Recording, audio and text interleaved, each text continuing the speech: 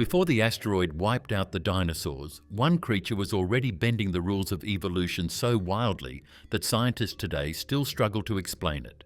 A towering feather-covered giant with a tiny head, a massive belly, and the longest claws ever found on land. This wasn't a predator, yet it looked built for terror. It wasn't a bird, yet it wore feathers. It wasn't a raptor, yet it descended from them. This is Therizinosaurus, the dinosaur so strange, so contradictory, and so unlike anything else that even now, after decades of discoveries, we still don't fully understand what it really was. Discovery of the claws from hell. In the late 1940s, a Soviet Mongolian mission crossed the dry, wind-carved dunes of Mongolia's Nemegt Basin. They were hoping to find the normal mix of Cretaceous fossils, like bones from duck-billed dinosaurs, teeth from predators, and maybe even an egg nest. No one thought the team would find the strangest claws ever found in the history of science. The finding took place at a place called Unanswered, which has deep red rock and old river silt. Out of the ground were long bent shapes that didn't look like they belonged to anything known. They were too big and sharp.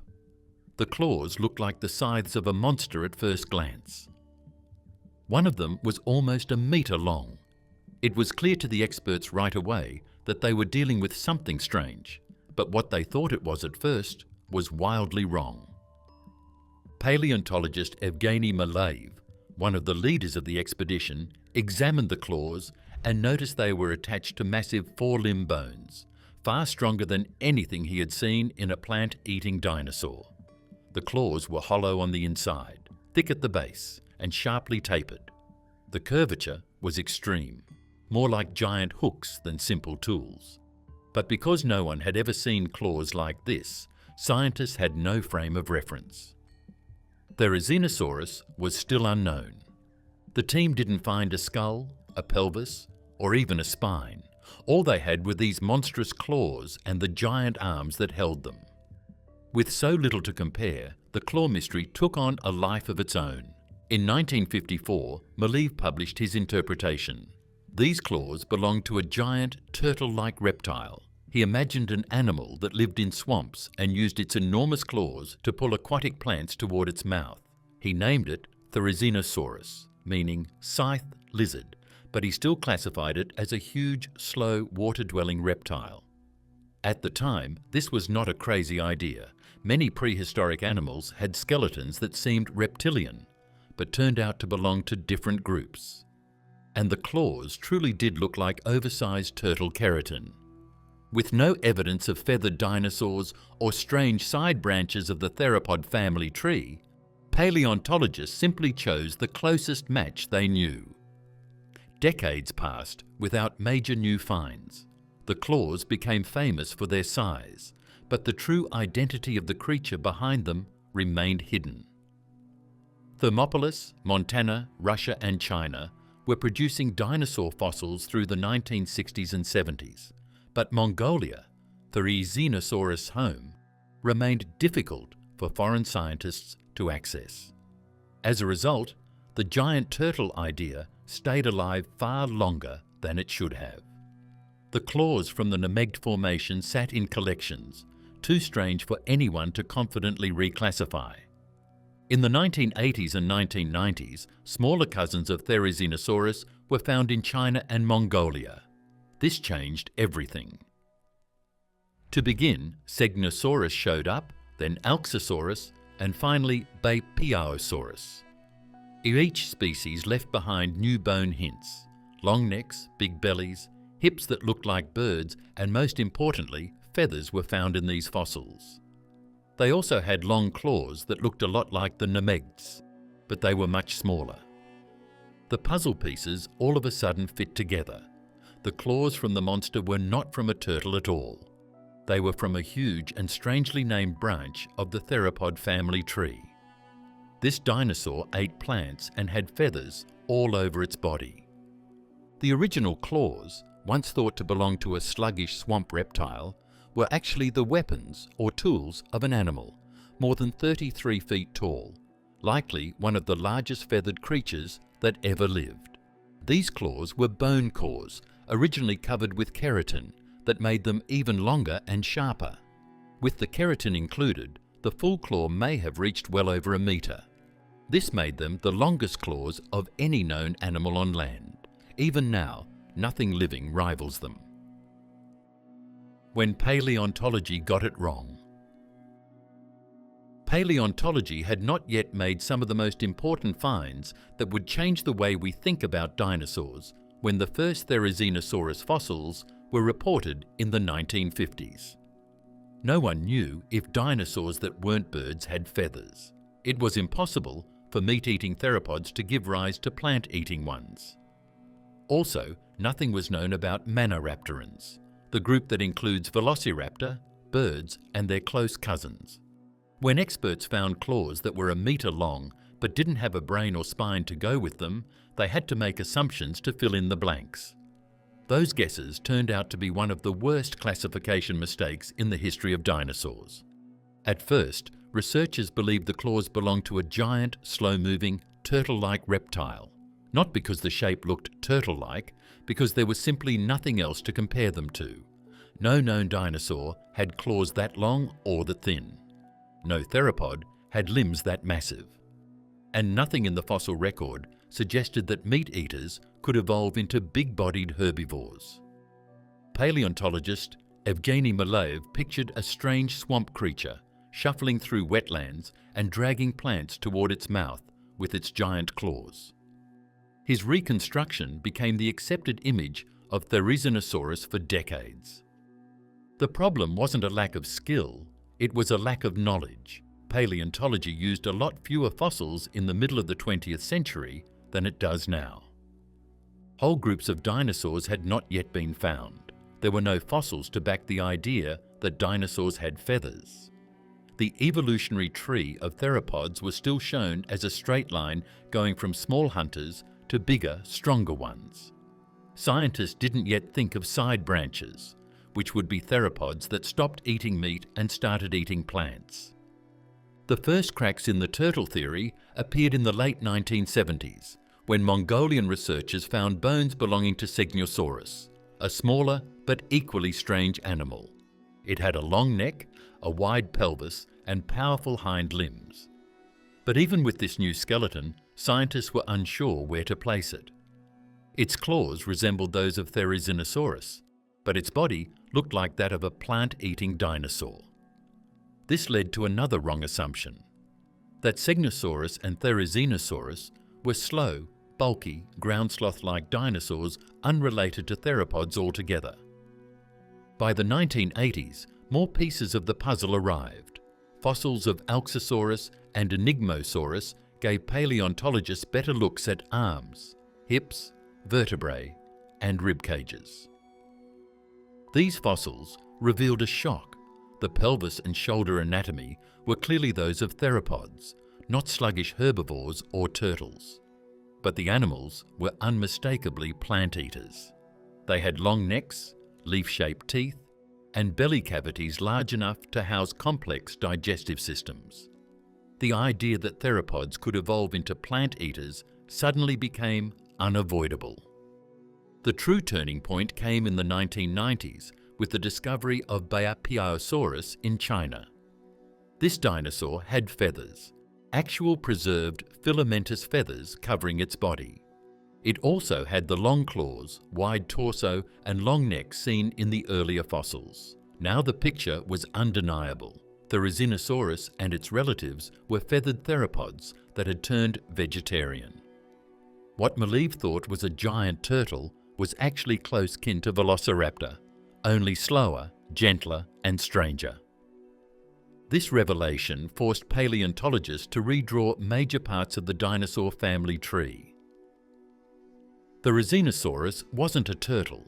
It wasn't a ground sloth. It wasn't a type of sauropodomorph or a leftover from some ancient reptile group. It was a theropod, one that had taken an evolutionary U-turn. Instead of growing sharper teeth and stronger jaws, pustans, it developed a massive belly, a tiny head, and claws so long they looked engineered for nightmares. Because only pieces of Therizinosaurus were known at the time, the wrong labelling went on for decades. Not a head, not a tail, not a full spine, just claws and arms that looked too strange to be a real person. Without its Chinese cousins, the picture was still missing pieces, and guesses were used to fill in the blanks. It wasn't just a fix when the real name of Therizinosaurus was finally found. It was a discovery. A predator's body, a herbivore's soul. Therizinosaurus is a great example of how evolution can break the rules and do whatever it wants. On paper, its skeleton looks like that of a predator. It has long legs, bird-like hips, and sharp-clawed hands, just like killer dinosaurs like Velociraptor. That's right, it's in the theropod family, which includes T-Rex, Deinonychus, and Therizinosaurus, which are all ancestors to birds today. But even though those roots were poisonous, ate plants. It didn't sneak up on its meal, chase it, or tear into its skin. Instead, it browsed plants like a huge feathered sloth, using its huge claws to find food instead of fighting. It was the design of a meat-eater turned into the body of a peaceful giant. This evolutionary twist didn't happen overnight. Its family tree, the Therizinosaurs, started out as small, sharp-toothed predators during the early Cretaceous.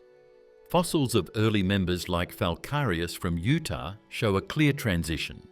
A dinosaur that still had raptor-style teeth, but also began developing a bigger belly and longer neck suited for browsing.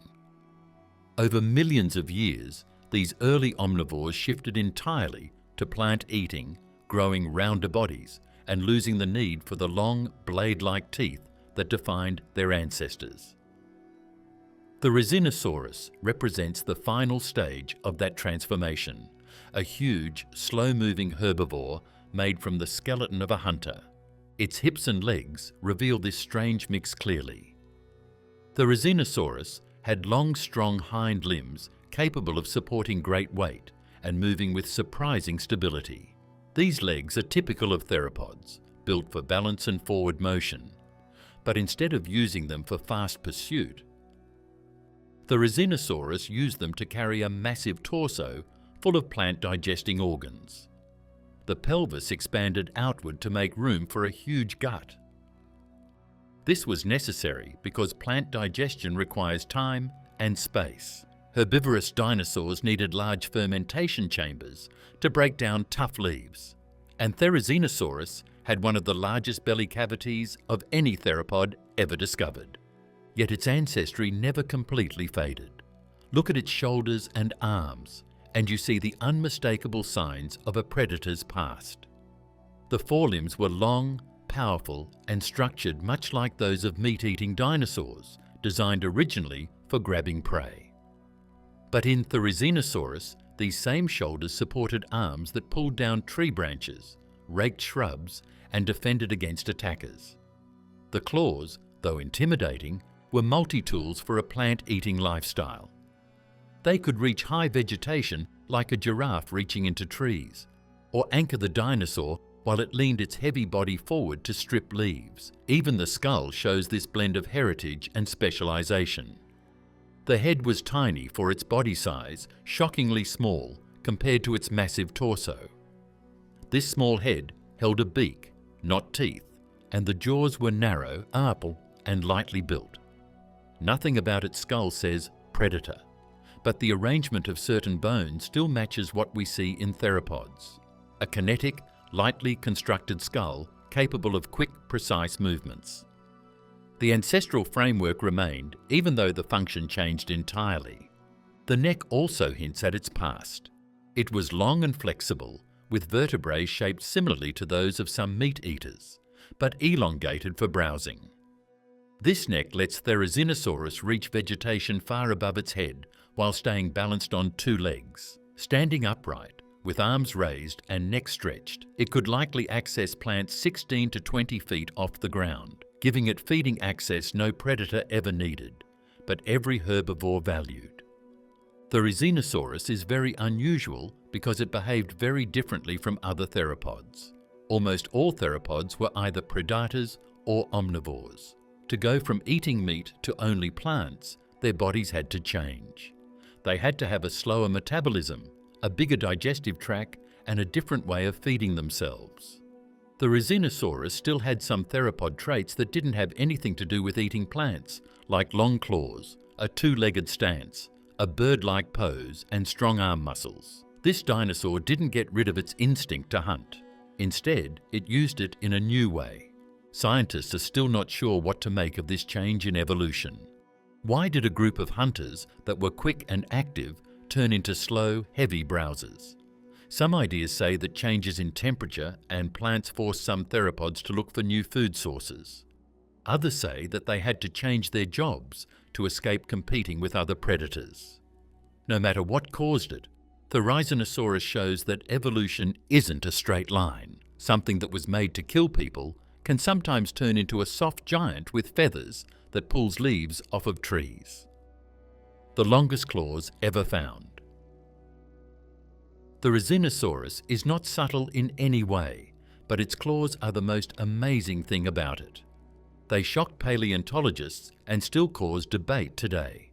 That's how long each one was, even without the keratin covering that would have wrapped the bone. The full claw, with the sheath, may have been well over 3 feet long. This would make them the largest land animal hooked weapons ever found. It was only the huge sloths from the Ice Age that came close to being a hunter or a herbivore. The experts who found these claws thought they belonged to a totally different kind of animal because they were so big. Still, they were real, they worked, and they belonged to a dinosaur that was unlike any other. The form of the claws is even more astounding.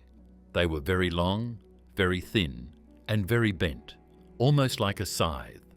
Each claw's base was thick and strong, made to attach to big finger bones.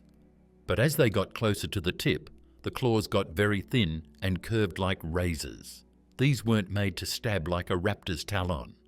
Wide circles were made for sweeping, pulling, hooking, and maybe even cutting. The Therizinosaurus could bend its claws surprisingly strongly, as shown by the deep grooves and connection places in its bones where huge tendons used to be. They were not pretty decorations, they were strong tools. For decades, scientists tried to figure out what such claws were even for. The earliest theory, based on the wrong assumption that Therizinosaurus was a giant aquatic reptile, was that it used its claws to rake vegetation from river bottoms. Later, once it was understood to be a dinosaur, some paleontologists proposed that the claws were used to drag down tree branches in the same way giant sloths used their long claws.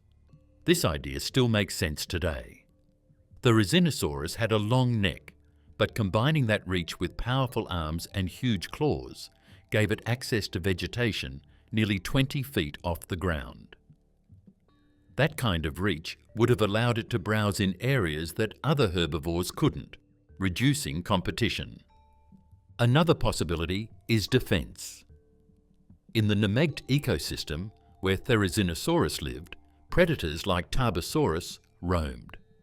These were massive carnivores with powerful jaws. A gentle, slow-moving herbivore needed a way to protect itself, and a pair of metre-long claws would have been a serious deterrent. One swipe, powered by a muscular forearm, could leave deep wounds, scare off attackers, or buy enough time for escape. Even if Therizinosaurus wasn't agile, no predator would want to gamble with claws that could easily damage eyes, faces, or throats. Many scientists believe the claws acted as visual warnings, making Therizinosaurus look far more dangerous than it actually was. There is also an increasingly supported idea that the claws played a role in display, especially during mating season. Many animals evolve exaggerated features not for survival, but to attract mates or intimidate rivals. Feathers, horns, crests, antlers, these features often signal strength, age, or social rank. The claws of Therizinosaurus might have served a similar function. Males could have used them to posture, spread their arms, or perform movements that showed off their size. The claws' dramatic shape alone suggests they weren't just practical, they were also impressive to look at. The biomechanics make things even more mysterious. Researchers looking at the structure of the Therizinosaurus's arms found that its flexor muscles, which pull the arm in, were strong, but its extensor muscles, which raise the arm, were weak. In other words, it could pull very hard, but not thrust or stab very well. This backs up the idea that the claws were better for sweeping or hooking than for cutting. This, along with the dinosaur's huge belly and slow movement, supports the idea that the claws were designed more for eating and showing off than for fighting food. What makes these claws so iconic is that they break expectations. Dinosaurs with big claws are usually fast, sharp-toothed predators. But Therizinosaurus had the biggest claws of all, and it ate plants. The claws weren't tools of a killer, but the multi-purpose instruments of a giant feathered browser. They helped it feed, defend, intimidate, and possibly even impress. Feathers on a giant herbivore. Most people think of feathered dinosaurs as small bird-like hunters, like raptors with fluffy arms, tiny early birds, or maniraptorans that are fluffy and dart through woods. But Therizinosaurus makes that picture grow into something much stranger. A huge, slow-moving dinosaur that ate plants and was covered in feathers instead of scales.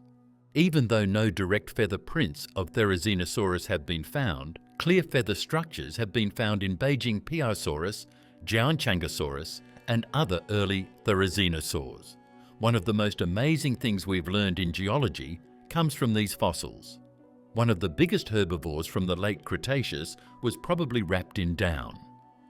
The feathers of these relatives weren't the sleek aerodynamic feathers needed for flight. They were simple, hair-like filaments, soft, shaggy structures, more like coarse fluff than the feathers of modern birds.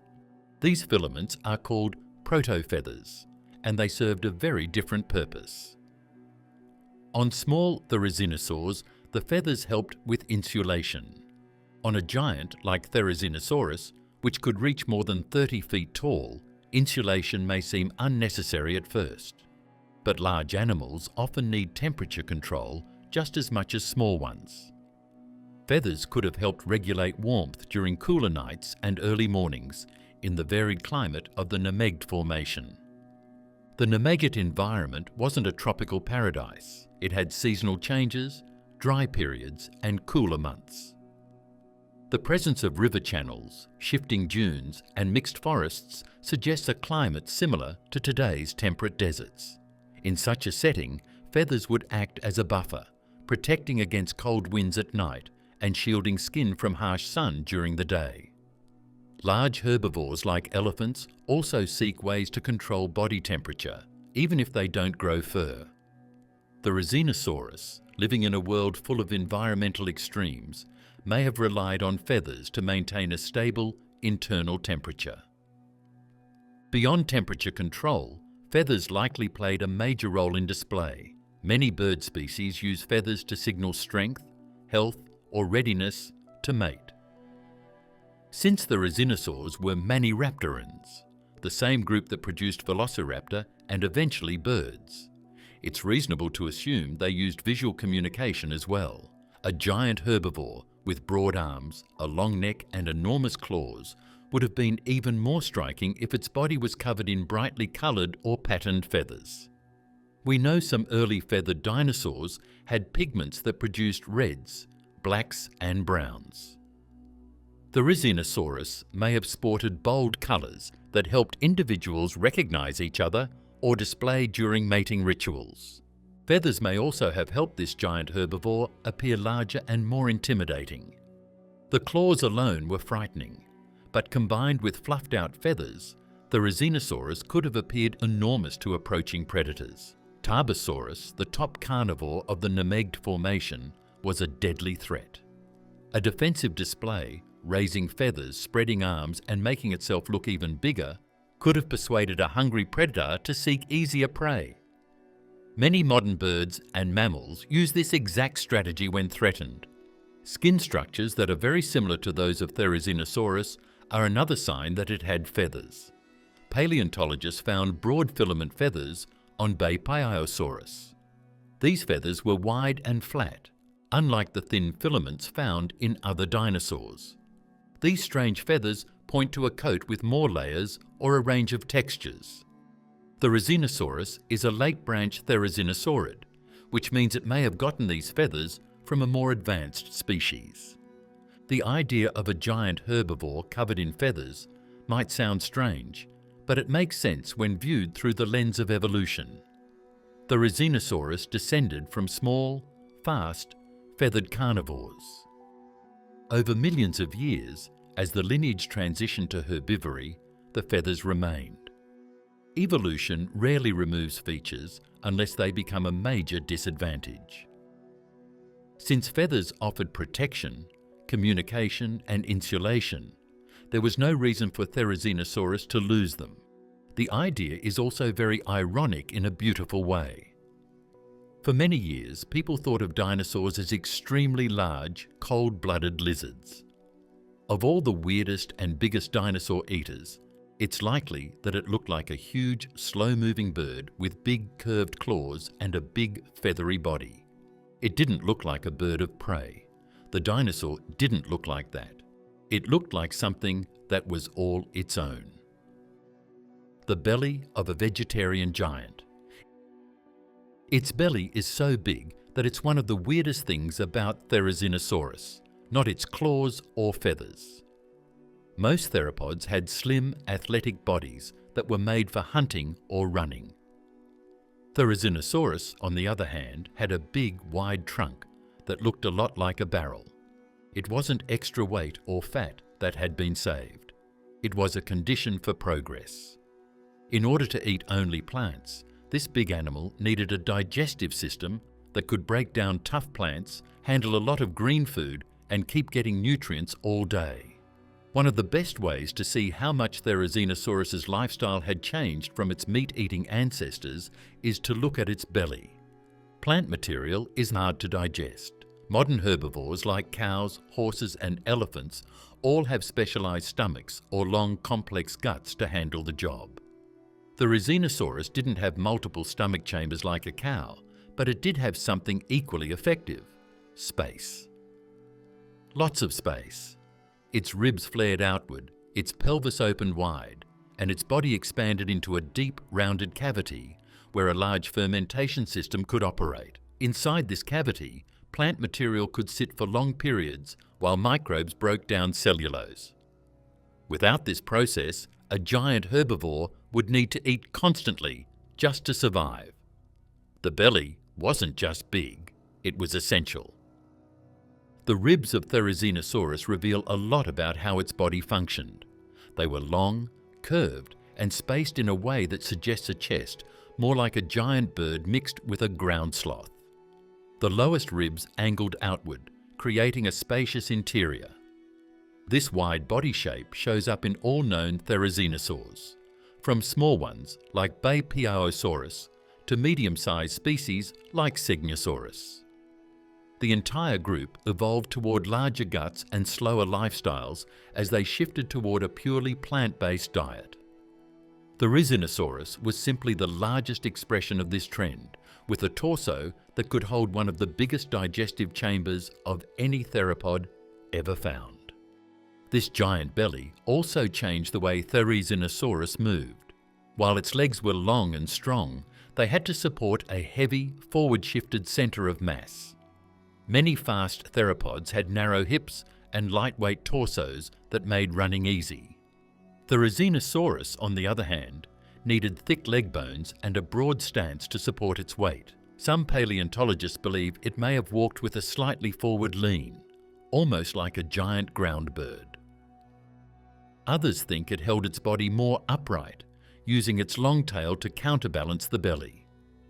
The exact posture remains debated, but what's clear is that the belly influenced every part of its movement. The belly also explains why Therizinosaurus didn't need sharp teeth.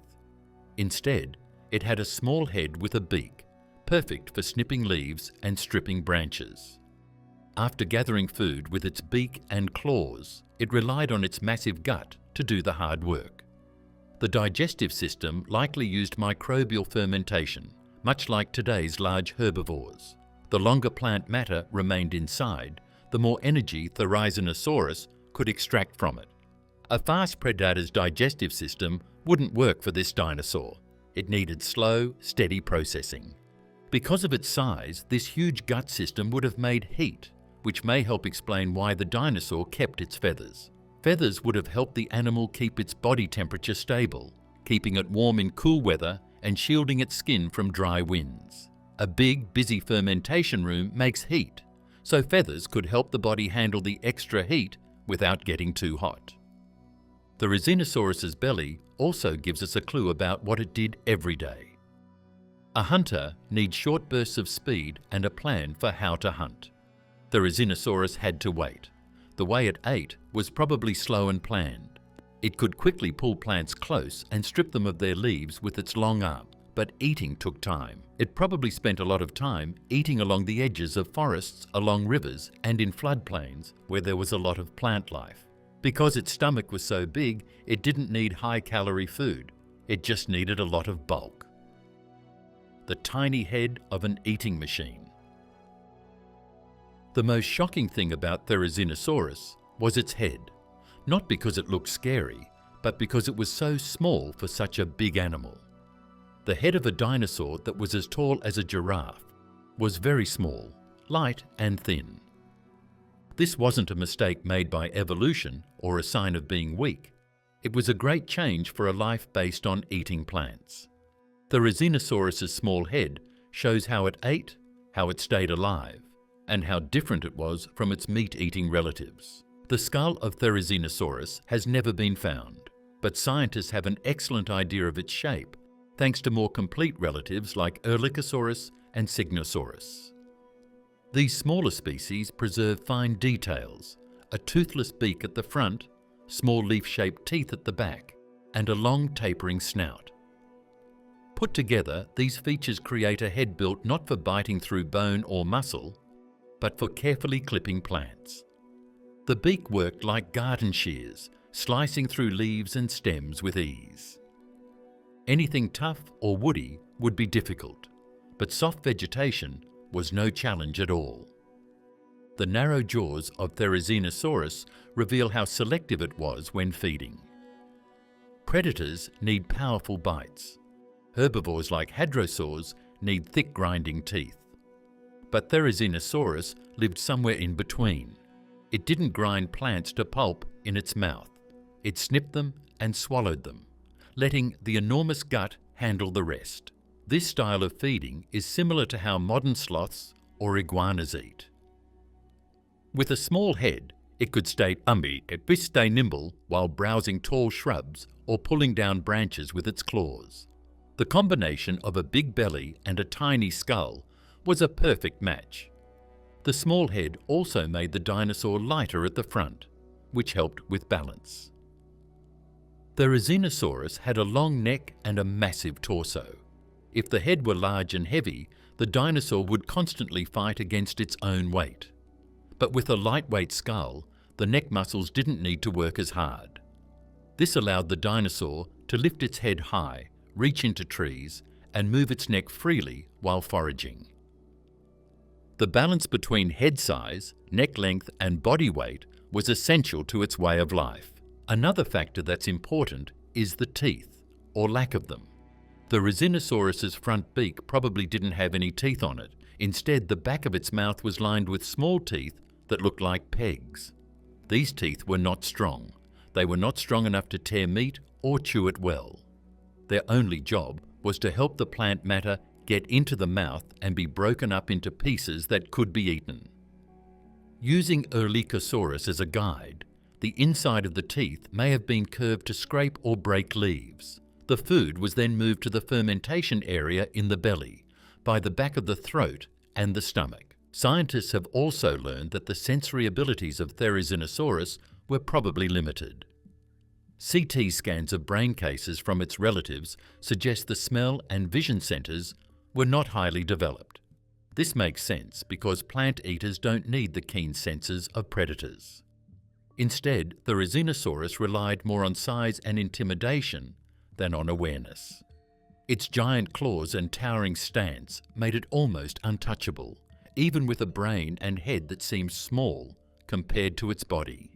The tiny head also fits into a bigger evolutionary pattern. Many herbivorous dinosaurs, like sauropods, had heads far smaller than their bodies.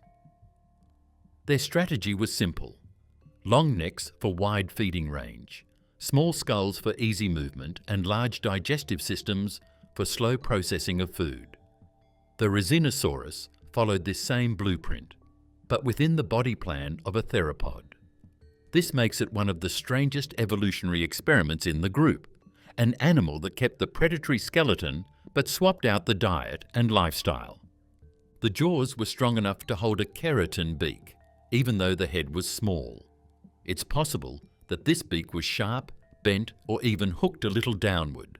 On top of that, it gave a head that seemed weak some cutting power. The beak, along with its huge claws, made for a great way to eat tall plants.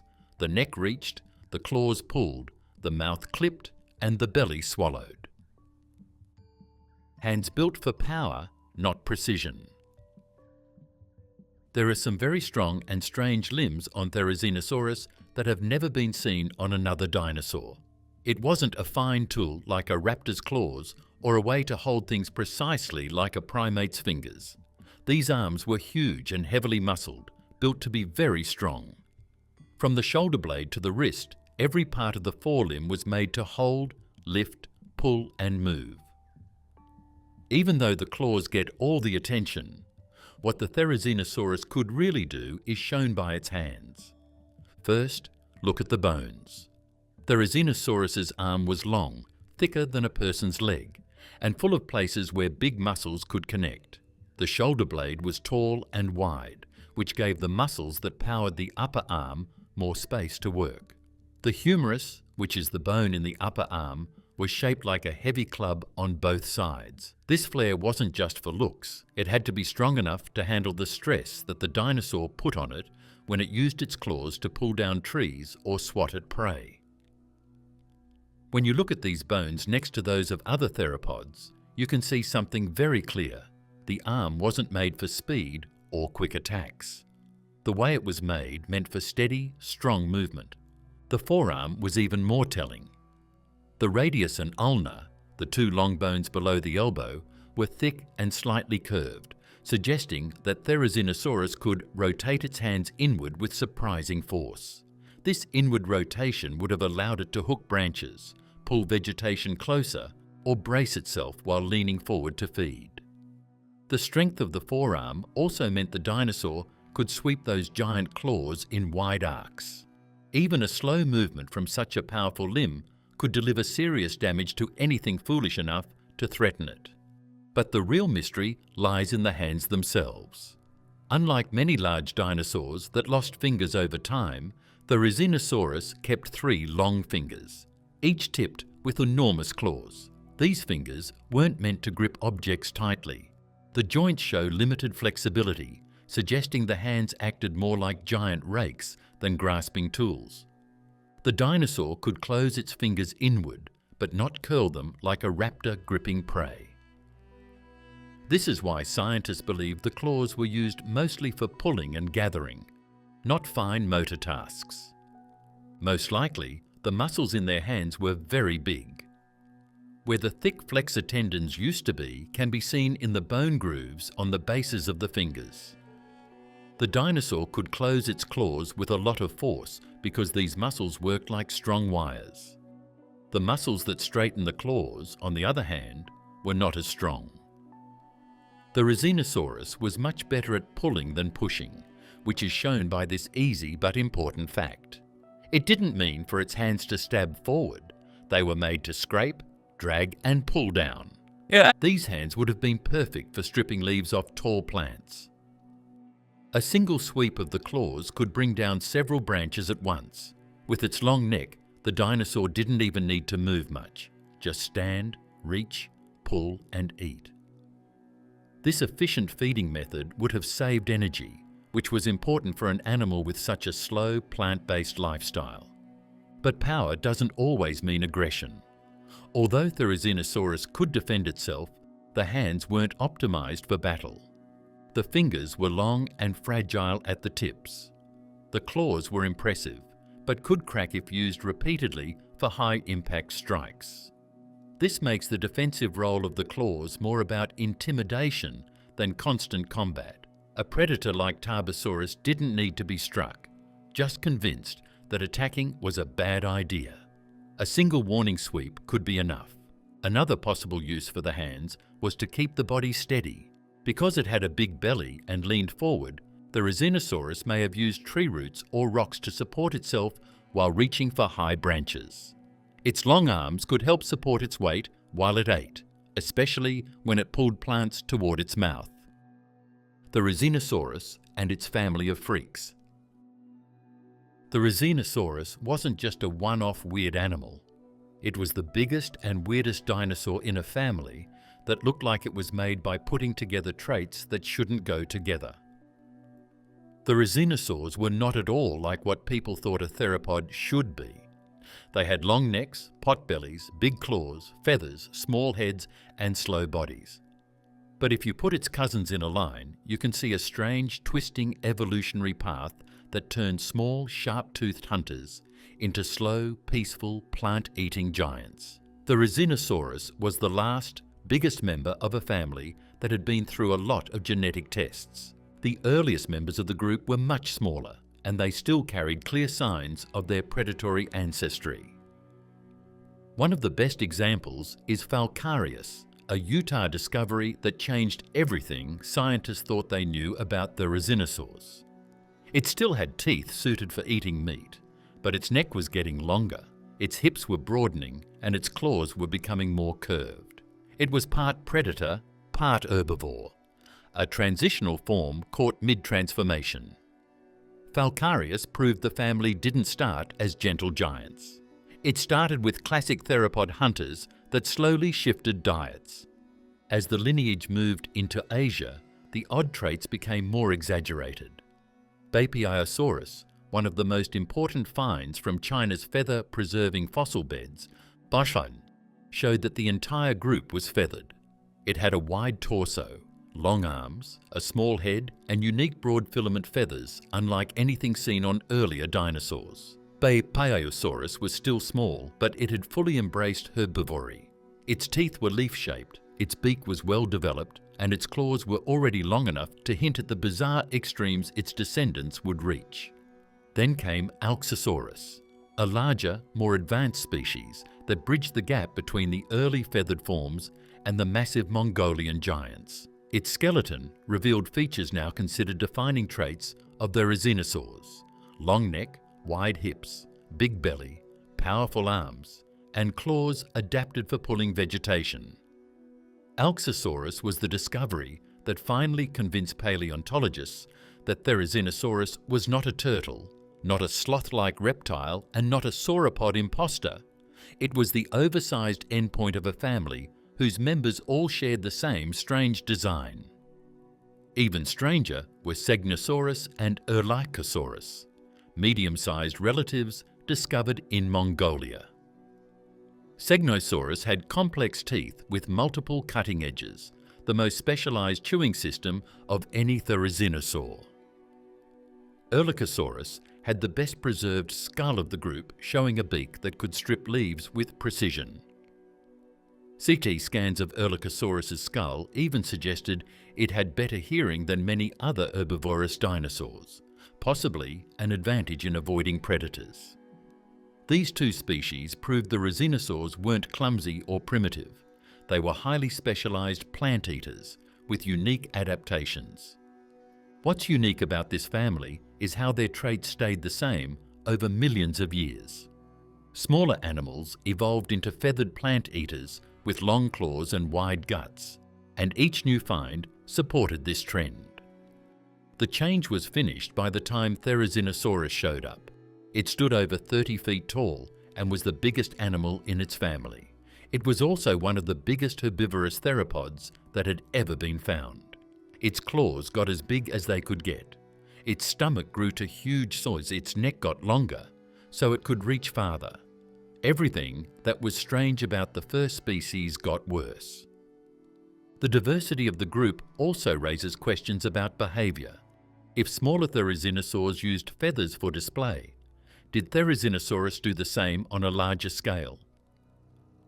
If medium-sized ones had strong hearing, did the giant version retain that ability? Their shared traits hint at a common lifestyle: slow movement, browsing behaviour, and a strong reliance on intimidation rather than speed or strength to avoid predators. Even though they descended from hunters, the entire family became specialists in a lifestyle unique among theropods. The evolutionary U-turn. U-turn. It is very clear from the fossil record that the Therizinosaurus evolved in a way that was very different from what its family was supposed to do. As a child, it lived with theropods, which were swift, dangerous predators with long, sleek legs and sharp teeth and strong jaws. But millions of years later, this same family gave rise to a slow, plant-eating giant with feathers, a small head, and claws that were so long they looked like gardening tools. This change didn't happen slowly. It was a real U-turn in evolution, a flipping of traits that puts Therizinosaurus in one of the stranger places in the history of dinosaurs. The story begins with early Maniraptorans, a group that includes velociraptor and eventually birds. These animals were small, agile carnivores.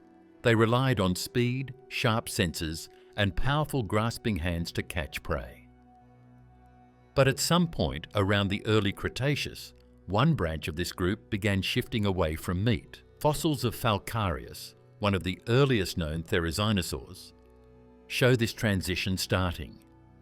Falcarius still had sharp teeth, but they were becoming shorter and more leaf-shaped. Its hips were widening, its neck was lengthening, its arms were becoming better suited for pulling vegetation. It was still a predator, but the blueprint was beginning to change. As more therizinosaurs evolved, the U-turn became clearer. Meat-eating theropods didn't normally grow large digestive systems because they didn't need them. But plant-eating dinosaurs must process tough cellulose, which requires long guts and fermentation chambers. Therizinosaurs adapted by expanding their torsos, first slightly, then drastically. By the time species like Signosaurus and Erlikosaurus appeared, the belly had become one of the defining traits of the group. The sleek, narrow body of their ancestors was replaced by broad hips and a deep torso. This was a complete reversal of the theropod design. Another part of this U-turn was the head. Predators evolved forward-facing eyes, strong jaw muscles, and long teeth. Therizinosaurs did the opposite. Their skulls shrank. Teeth became smaller or vanished entirely, replaced by a beak used for clipping plants. Erlikosaurus had some of the most delicate jaws of any theropod, better suited for gentle browsing than tearing flesh. This shift shows how thoroughly the lineage abandoned predation in favour of herbivory. The claws also reveal the dramatic nature of the reversal. In most theropods, claws are weapons. They grip, slash, and kill. Therizinosaurus kept the claws but changed their purpose. Instead of shortening and becoming tools for digging or stabilizing, the claws evolved into absurdly long, hook-shaped structures. Their size suggests uses like pulling vegetation closer, reaching high branches, signaling to mates, or warding off predators. Evolution kept the ancestral structure but rewired its purpose, turning the claws into multi-purpose tools instead of weapons of attack. The switch to herbivory also affected how these dinosaurs moved. Carnivorous theropods were among the fastest dinosaurs on two legs. They had long strides, powerful thighs, and narrow hips for quick running. But Therizinosaurus evolved a slower, more deliberate gait. Its leg bones were thick and strong, built to support a heavy torso. Its center of gravity shifted, and its feet spread wider to balance the massive gut. This wasn't simply a slowed-down predator, it was an entirely different kind of animal shaped by its new diet. Why did this evolutionary U-turn happen at all? Paleontologists still debate the cause. One idea is ecological pressure. During the early and mid-Cretaceous, plant-eating niches expanded as flowering plants evolved. New food sources meant new opportunities for animals able to exploit them. Another theory suggests the Therizinosaurs moved into regions with fewer large herbivores, allowing them to fill that gap. Instead of competing with other predators, they avoided competition entirely by changing diets. Whatever the trigger, once the shift began, natural selection pushed the lineage deeper into herbivory with every generation. The change was complete by the time Therizinosaurus developed. The animal had the general body shape of a theropod and long, grabbing arms, but not many other physical traits of its relatives. Everything else, like food, behavior, body shape, movement, and even feathers, turned into tools for living a happy life. The mystery of its movement. How did a dinosaur move when it had a huge belly, long legs, a small head, and claws that were 3 feet long? One of the most important questions about Therizinosaurus that hasn't been solved yet. Its spine has a lot of different parts that don't fit with any living thing today. It looked like it walked straight up like a big bird in some places on its body. Some parts suggest a stance that leans forward, like a ground sloth. And the fact that its legs are long and strong, but carry a lot of weight, makes me wonder how fast or safe it could be, even more. To figure out how this strange animal moved through its environment without having a full skeleton, paleontologists have had to look at related species, compare the sizes of its limbs, and make a model of its center of gravity. Start with the legs. Therizinosaurus had surprisingly long hind limbs for a slow-moving herbivore. The femur was thick and strong, built to support tremendous weight, while the lower leg bones were stout but not shaped for speed. This combination suggests it didn't run, but it also wasn't clumsy. The long legs may have helped it take wide, steady steps while browsing through forests and floodplains. The feet were broad with weight-bearing toes, meaning the dinosaur likely walked with a stable, slightly spreading stance. This would have helped balance its enormous gut and wide hips, which shifted the center of gravity forward. That belly is the next big clue. A huge fermentation chamber full of plant material isn't light, and its position would have made the dinosaur front-heavy. To balance this, the tail had to counteract the weight. The Therizinosaurus had a long, muscular tail, not stiff like a tyrannosaur's, but strong enough to act as a counterbalance when walking. This means it probably didn't stand fully upright. Most reconstructions show it leaning forward slightly, keeping the spine angled to distribute its mass. This posture would prevent it from tipping forward when reaching up into trees with those long arms. But the arms create another problem. They were enormous, longer than the legs in some estimates, and tipped with claws heavy enough to pull the whole body off balance if extended too far in front. Scientists believe Therizinosaurus held its arms close to the body when moving, folding them inward like a bird holding its wings. The flexibility of the shoulder joint suggests the dinosaur could raise its arms high for feeding, but kept them low while walking. If it extended them fully while moving, it might have become unstable unless its tail shifted position to counterbalance the weight. The hip's shape makes things more peculiar. Its hip was very wide, much bigger than those of most theropods. This made it walk in a wide stance, like current ground birds like cassowaries. Birds of prey, like hawks, move in very different ways than people do. Its steps were not short and quick. Instead, the Therizinosaurus walked like a heavy-boned bird that took its time and was careful. The curve of its hips also suggests that it walked mostly on its inner toes, especially the third one, using the other toes for support and balance. Scientists have tried computer modeling to estimate its walking style. Early models based on relatives like Nithronicus and Erlikosaurus suggest a gait somewhere between a giant crane and a ground sloth. The long legs would have allowed a smooth stride, but the heavy upper body required careful weight shifting. Each step would need stability before the next one began. This means Therizinosaurus was likely slow, steady, and energy efficient, built for long periods of browsing rather than bursts of speed. Even the neck affects how it moves. The long, flexible neck allowed it to reach vegetation without repositioning its entire body. Instead of walking constantly from plant to plant, it could stand still and sweep its head through a wide feeding arc. This minimized movement and kept its balance stable. When it needed to reposition, it probably took a few large steps, then resumed feeding. Could it rear up on its hind legs?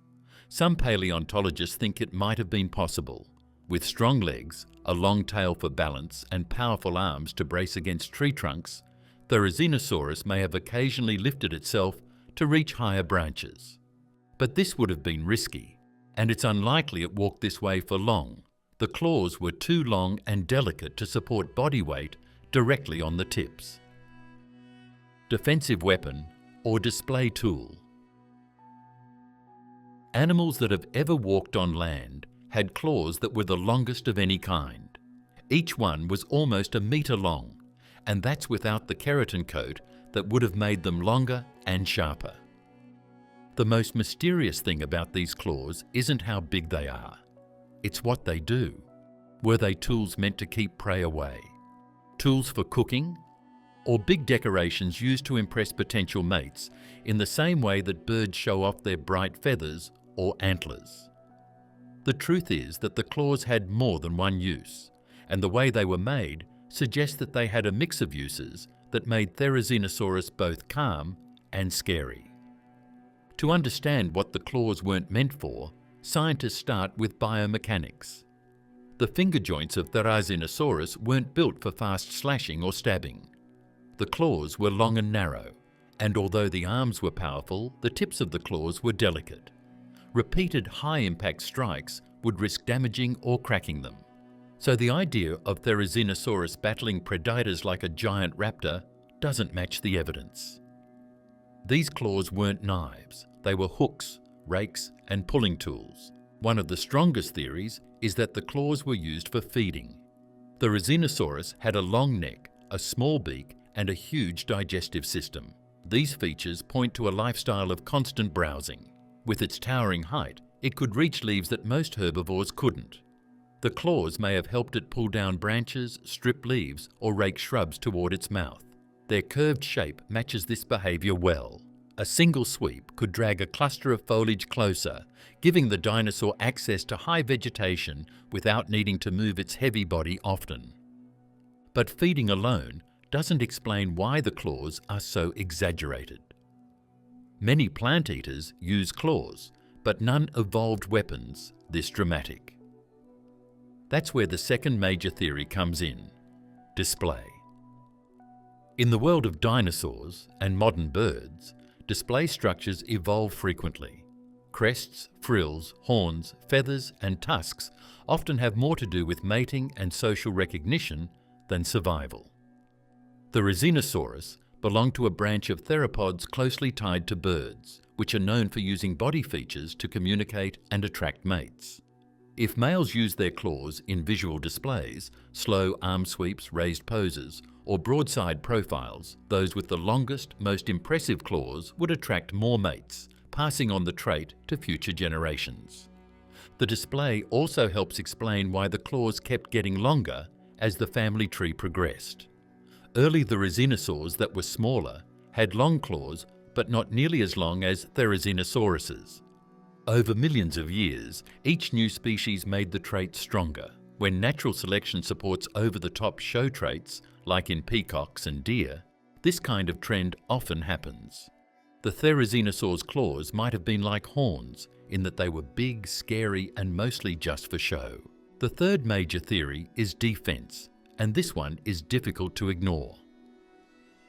Therizinosaurus lived alongside massive predators, including Tarbosaurus, a close Asian cousin of T-Rex. While Therizinosaurus wasn't fast enough to outrun a predator, it wasn't harmless either. A full defensive swipe from its claws could cause serious injury. Even if the claws weren't ideal for stabbing, they could still deliver painful slashes. A predator only needed to be struck once in the face, throat or eyes to think twice. The claws also made Therizinosaurus look much more dangerous than it really was. Many animals use intimidation to avoid fights.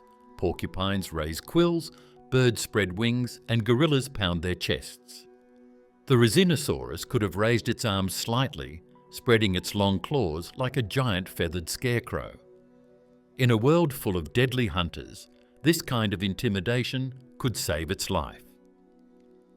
The shape of the claws also suggests a possible role in intraspecies combat. If males competed for mates or territory, they might have used the claws in slow, forceful pushing contests, similar to how deer lock antlers.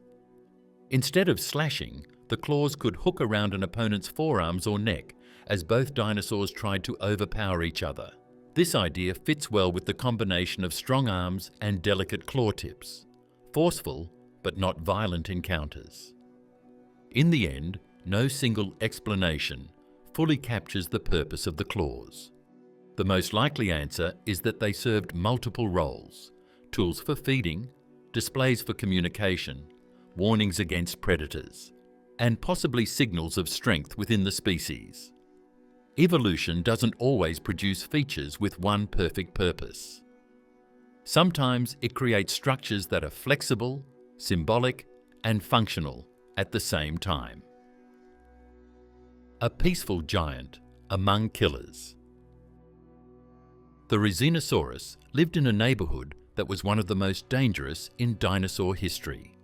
There were a lot of fast, smart, and one huge apex killer in the Namegged environment. It could crush bones with the force of a hydraulic press.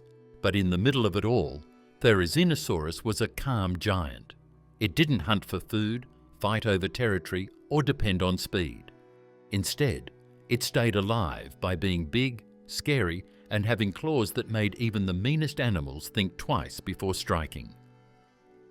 It was a vegetarian that was made to look scary, not because it wanted to kill anything, but because it needed a strong body to stay alive in a world full of killers. The biggest threat was Tarbosaurus, the top predator of Mongolia. This massive carnivore was similar in size and power to T-Rex, equipped with long, narrow jaws filled with blade-like teeth. Tarbosaurus hunted large prey, including hadrosaurs and sauropods, and it certainly would have targeted a slow-moving giant like Therizinosaurus if the opportunity was right. Yet there is no direct evidence showing Tarbosaurus regularly attacked adult Therizinosaurus. And the likely reason is simple: it wasn't worth the risk. A single defensive swipe from a 3-foot claw could blind a predator or leave deep cuts along the face and neck. Even a wounded Tarbosaurus couldn't hunt effectively, so avoiding dangerous herbivores made more sense than taking unnecessary chances. Therizinosaurus didn't need to win a fight. It only needed to look like trouble. That's where its size helped. Standing as tall as a giraffe, it towered over most animals in its habitat. Its wide hips, long neck, and huge arms created an imposing silhouette. Even before lifting its claws, Therizinosaurus looked like an animal that wasn't easy to bring down. Many modern herbivores, such as bison or moose, rely on similar intimidation. They don't seek conflict, but their size and posture alone keep predators away. Its feathers may have added to the effect. If Therizinosaurus could puff up its coat, much like modern birds do, it might have appeared even larger when threatened. A burst of raised feathers along its neck and body, combined with a sweeping display of its claws, would turn it into a towering wall of danger. Predators rely on calculating risk, and Therizinosaurus raised that risk enormously. Even the way it acts makes it look like a peaceful giant instead of a fighter. They had a long neck and beak that made them great for browsing, not fighting.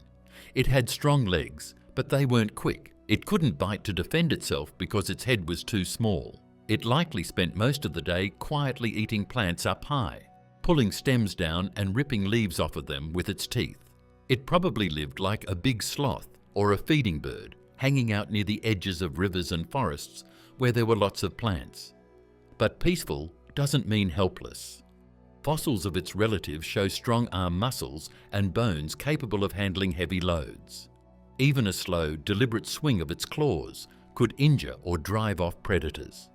Instead of running, Therizinosaurus likely stood its ground, raising its arms in a defensive posture that signaled danger. Modern cassowaries, large flightless birds, use a similar strategy. They look calm but can deliver deadly kicks if threatened. The Therizinosaurus may have functioned the same way, relying on intimidation first and force only when absolutely needed. Younger or smaller individuals would have faced more danger. They may have relied on moving in groups or staying close to adults. A few paleontologists have suggested the possibility of loose social behaviour among the Therizinosaurs based on fossil site patterns, though there is no firm evidence. Still, the idea fits the survival strategy of a slow herbivore living in a predator-rich environment. Safety often comes from numbers, size, or proximity to protective adults. The mystery of its feathers. One of the biggest questions about the Therizinosaurus is what its feathers look like. This isn't because scientists don't think it had them, but because we still don't know for sure.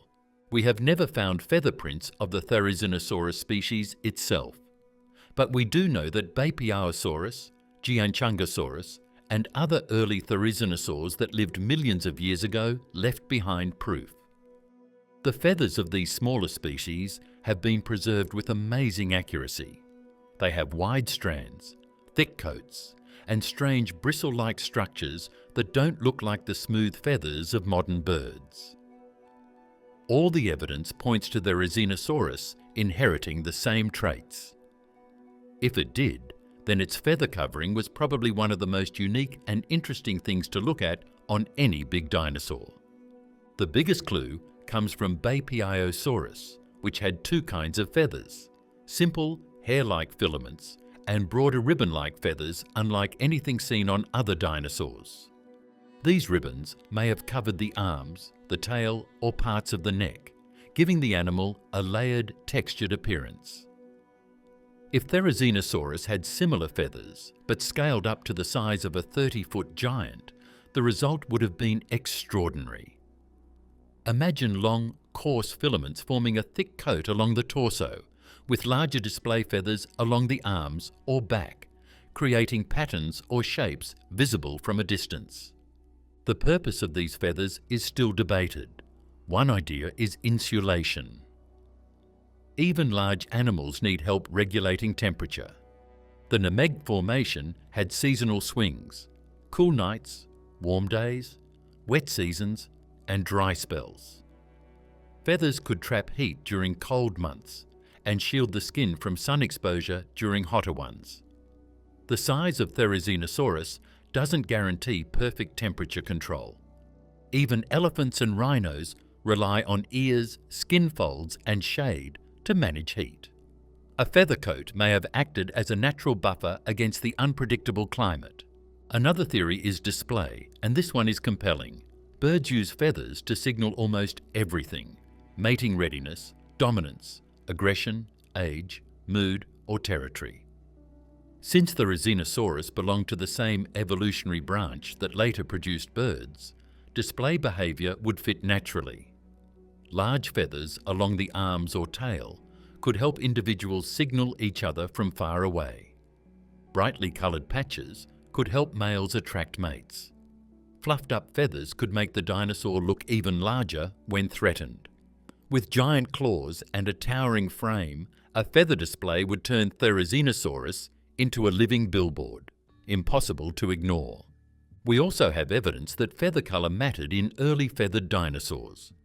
Fossil melanosomes, pigment-bearing organelles, have been found in many Chinese fossils, showing that species like Onchyornis had blacks, browns, reds, and even patterns. If the Therizinosaurs shared similar pigments, Therizinosaurus may have worn a coat of earth-toned colours, or possibly brighter patches used for communication. Some paleontologists believe males may have had more dramatic feather arrangements, while females wore simpler coats, similar to modern birds. The placement of feathers also remains a mystery. Did they cover the entire body or only certain sections? Smaller relatives suggest a full body coat, but weight and heat may have influenced how feathers were distributed on a giant. Perhaps the neck and back had thick layers for insulation, while the belly had fewer feathers to release heat. The arms may have carried longer display feathers that made the claws look even more impressive. Without direct impressions, scientists rely on comparisons and functional speculation. But everything points to a feathered body rather than a scaly one. The feathers may also have played a role in communication. In a world full of predators, silent visual signals are safer than calls. A raised feather crest, a flared arm, or a shifting pattern across the body could warn rivals or reassure herd members. Even simple movements like shaking or fluffing feathers could communicate dominance or readiness to mate and summer. The Therizinosaurus wouldn't have needed loud roars when its appearance alone could send a message. The fact that the details are still a secret makes the mystery of its feathers so interesting. We know it had feathers, but we don't know how long they were, what colour they were, or how they were arranged. Small fossils that hold hints of a lost world of feathers are the only things that can help us build. And the feathers in those fossils are different from those on living animals today. This shows that evolution tried out different shapes that went away a long time before birds turned feathers into tools that help them fly. The raptor connection. The Therizinosaurus was a slow-moving, pot-bellied vegetarian giant, but its closest cousins were some of the most dangerous hunters of the Cretaceous. This is one of the most surprising things about the species. It has feathers, a belly, and claws that are designed for eating, but its skeleton still clearly shows the shape of its dangerous cousins, the hawks. This link is one of the best examples of how evolution can change the shape of a body without changing its roots. It also explains many of the strange traits that set the Therizinosaurus apart from other animals. Start with the hands. The Therizinosaurus had 3 long fingers, the same basic structure seen in raptors like Velociraptor and Deinonychus. Raptors use their grasping hands to pin prey and grip branches. The Therizinosaurus kept the same 3-finger design but transformed it. The bones lengthened, the joints grew stronger, and the claws stretched into record-breaking scythes. It didn't use them the way raptors did, but the foundation was the same. This shared design is one of the clearest signs they came from the same branch of the theropod tree. The pelvis also reveals the connection. Like raptors, the Therizinosaurus had a pubis bone that pointed backward, an early step toward the bird-like body plan. Many other theropods kept a forward-pointing pubis, but Maniraptorans, the group that includes raptors and bird ancestors, shifted theirs. This change made room for larger guts and different muscle attachments. In raptors, the change helped with agility. In Therizinosaurus, it became part of the body expansion needed for a plant-eating lifestyle. The same feature, 2 very different functions. Another link shows up in the legs. Raptors had long, powerful legs for fast bursts of speed. The Therizinosaurus had long legs too, not for sprinting, but for holding up a huge body and giving it a wide reach while foraging. The proportions of the femur and tibia in the Therizinosaurs closely match early Maniraptorans, just scaled up. Even though Therizinosaurus moved slowly, its basic leg design was inherited from fast-moving ancestors. The skull provides one of the most fascinating connections. Raptors had lightweight skulls with large openings to reduce weight and allow quick movements of the head. The Therizinosaurus had a lightweight skull as well, though for different reasons. Its small, delicate head wasn't meant to snap at prey. It was perfect for browsing. But the structure behind it, the way the bones connected, the placement of openings, the shape of the jaws, remains rooted in its predatory ancestry. The beak was a new feature, but the frame beneath it still whispered theropod. Raptors are linked to Therizinosaurus even through its feathers. The feathers of raptors and early birds are easy to spot because their arms and tails have long, organised feathers. Even though Therizinosaurus didn't need fly feathers, they were passed down from ancestors to them. Its coat of down and feathers that look like filaments came from the same place as smaller maniraptorans. Feathers weren't originally made to help animals fly. They grew over time to keep animals warm and look nice. Therizinosaurus just kept these early forms while getting very big. Then there's the brain. CT scans from relatives like Erlikosaurus show a brain layout similar to other maniraptorans. Raptors had good balance, decent vision, and agile neck control. Therizinosaurus had similar balance centers, even though it used them differently. Predators needed quick head movements to strike prey. Therizinosaurus used its flexible neck to reach leaves. The function changed, but the neurological framework behind it stayed the same. Perhaps the most surprising connection is the idea that Therizinosaurus probably had a fairly upright, bird-like posture, again inherited from the same family that produced Velociraptor. Its long neck and forward-facing shoulders fit comfortably within the maniraptoran design. Even though Therizinosaurus looked nothing like a raptor on the outside, its internal anatomy tells a clear story. It descended from a lineage of small, lethal predators. This shared ancestry explains why Therizinosaurus looks so fundamentally different from other herbivores, like hadrosaurs or sauropods. They evolved herbivory from long traditions of plant-eating dinosaurs. Therizinosaurus came into the herbivore lifestyle late, from ancestors that had sharp teeth, stiff tails, and predatory instincts. Its entire body was built by modifying rather than replacing the hunter's blueprint. This is what's captivating about Therizinosaurus. You can see that evolution can change the body of a hunter into the body of a peaceful, browsing giant without changing the past that's written in its bones. Under the feathers and claws is the heritage of a hawk, changed into something that is hard to recognize but still linked. The final days before the impact. Therizinosaurus lived out its quiet days in the last few years of the Cretaceous, long before the rock hit the sky. Its time was almost up, but it didn't know it yet. There were no signs in its daily life that an extinction event was coming. The nemegd environment was still very active, with rivers running, woods growing, animals hunting, and huge herbivores roaming across floodplains. Therizinosaurus was one of the last and biggest members of its strange family. It walked slowly through this environment, eating small plants from high branches, while everything else was alive and well.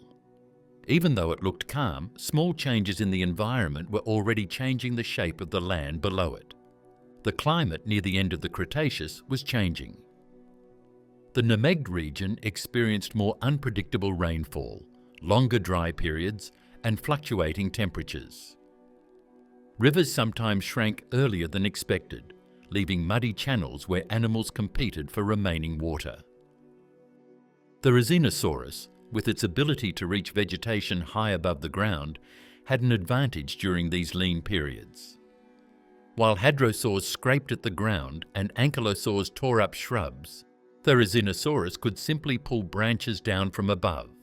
Its claws weren't just strange, they were survival tools in a landscape becoming more unstable. Predators still stalked the floodplains, and Tarbosaurus was as fearsome as ever in these final days. A large adult Tarbosaurus had the skill and power to take down almost anything in its environment. Yet fossils suggest that prey populations were shifting. Some herbivores were dwindling, and others were moving into different areas as water sources fluctuated. For a slow-moving browser like Therizinosaurus, this meant dealing with hungry predators more often. But even in the face of these dangers, its size and claws continued to make adults difficult targets. Tarbosaurus may have focused more on the young, sick, or unlucky individuals, rather than risking injury against a creature capable of delivering defensive blows. At the same time, new plant species were spreading across the region. Flowering plants were becoming more common and forests were beginning to change. Therizinosaurus, with its flexible diet, likely adapted well to these shifts. Its beak could clip softer vegetation with ease, and its belly could process a wide range of plant matter. This dietary adaptability may have allowed it to thrive where more specialized herbivores struggled. In the final days of the Cretaceous, flexibility was becoming one of the most important survival traits. But no amount of adaptation could prepare any dinosaur for what was coming. Thousands of miles away, a massive asteroid was tumbling toward Earth, though no living creature could sense its approach. As the final weeks and days ticked down, the Namagat region remained unaware. The Therizinosaurus continued its slow, steady routines, feeding at dawn, resting during the hottest hours, and feeding again as shadows stretched across the dunes. Its life was ruled by rhythm, not fear of invisible threats.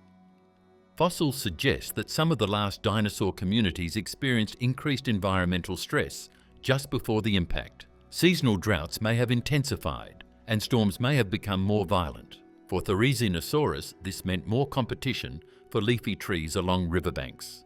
Long stretches of dry months would expose more bones in the mud, more carcasses picked clean by scavengers, and more predators searching harder for food. Even then, Therizinosaurus likely persisted through these challenges. The same traits that made it strange also made it resilient. When the asteroid finally struck Earth near what is now the Yucatan Peninsula, the shockwaves, firestorms, and global darkness that followed swept across continents in ways no animal could escape. Therizinosaurus likely didn't experience the blast itself. It lived far too far away, but the aftermath would have reached Mongolia quickly. Within days or weeks, sunlight dimmed as particles filled the sky. Plants struggled to grow, river life collapsed, herbivores starved. Predators starved next. Ecosystems unraveled. The Therizinosaurus was so used to its environment that it couldn't handle the sudden break in the food chain. One day, a giant that ate tall plants came across a world where leaves didn't grow. A soft giant that lived among killers came into a world where the killers were all dead, one by one. In the end, the asteroid did more than end the dinosaurs' rule. It also stopped one of evolution's strangest experiments. Why we still don't fully understand it.